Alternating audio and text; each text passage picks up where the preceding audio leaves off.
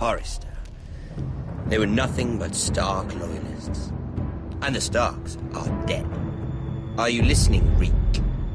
Father wanted to make sure they bend the knee. And what do I find? A child lord. Ethan the Bold.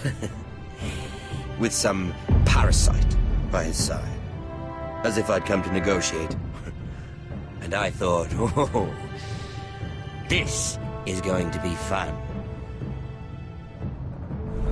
Mira was so devoted when we first came to King's Landing. That day Cersei dragged her before the throne, Grandmother, I was actually worried for her. But she didn't have any trouble swearing loyalty to Joffrey right in front of me.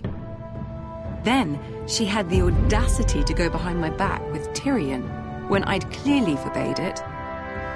And that day she pushed me to ask Joffrey for help when he ripped my dress. It was bold, I'll give her that. But I can't forgive that she used me. And now, with all that's happened, the gods know what Mira was doing behind my back. Grandmother, it makes me question if she was ever loyal to me at all. I saw something of myself in Garrett Tuttle. I thought I could trust in him, Sam, but I was wrong. He gave me his word that he'd stay true to the vows he'd made in the Godswood. Yet before a day was out, a brother was dead atop the wall.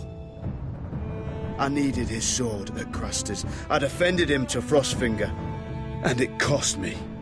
Whatever happened up there, a man of the Watch doesn't run away. Who should return then? But another Lord Forrester. Roderick. Back from the Twins with balls so shrunken he let Griff Whitehill beat him into the mud in his own yard. Reek, I had to come and see this walking tragedy for myself.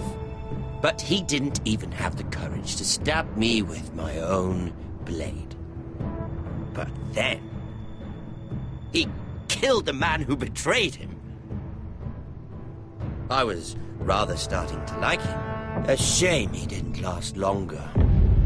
Roderick, the savior who couldn't save anyone. There was something about Asher Forrester. You would have liked him, Miss Sandine.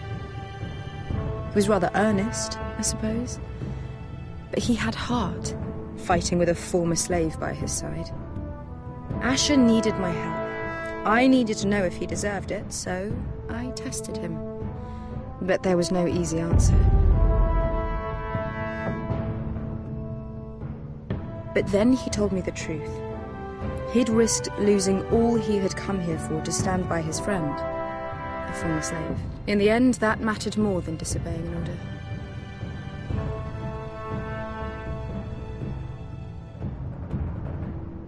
Loyalty.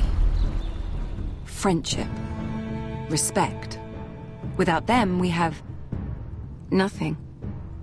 I think, in the end, Mira came to understand that, Grandmother. She could so easily have turned on Sarah to protect herself. But instead, what she did, it took grace. If you're fierce enough, you leave King's Landing with your honor intact. Mira has proven that. But at what cost?